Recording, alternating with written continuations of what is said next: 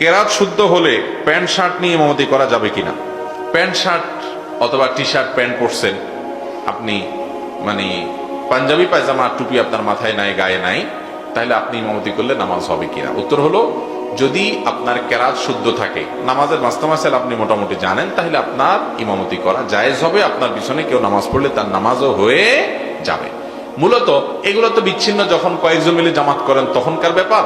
সাধারণত ইমাম হিসাবে নিয়োগ দিলে তো অবশ্যই একজন এমন মানুষকে নিয়োগ দিবেন যিনি আমলে, এলেমে, সব দিক থেকে একজন মুসলমানের পরিপূর্ণ রূপ ধারণ করেন, কোরআন হাদিসে আমল করার চেষ্টা করেন, তার মধ্যে মুখে দাড়ি থাকে, সুন্নাহ সম্মত সব আমলগুলো থাকে, সেগুলো থাকে, সেই সাথে আপনার তার ভিতরে কোনো প্রকাশ্যে ফাসিকি কাজ করার মতো কিছু না থাকে, এটা থাকলে তাকে ইমাম বানাতে পারেন। এমনকি শার্ট প্যান্ট পরেও যদি কেউ ইমামতি করে, প্যান্টটা টাকনু নিচে যদি না যায়, শরিয়া লঙ্ঘন না করে, তাহলে এই ব্যক্তির ইমামতিতে নামাজ হয়ে যাবে, যদি তার কেরাতটা কি থাকে, শুদ্ধ থাকে।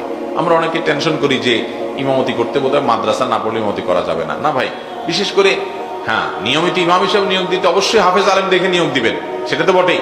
কিন্তু বিচ্ছিন্ন পাঁচজন মিলে হঠাৎ করে জামাত করবেন, নামাজের মিস হয়ে গেছে জামাত, এখন নিজেরা জামাত করবেন বা বাসায় জামাত করবেন কয়েকজন মিলে, তো সেখানে শার্ট প্যান্ট পরা মানুষও জামাতে ইমামতি করতে পারবে, যদি তার নামাজের মাস্তামাসাল জানা থাকে। মূলত যে কয়েকজন নামাজ পড়তেছেন এদের মধ্যে সবচেয়ে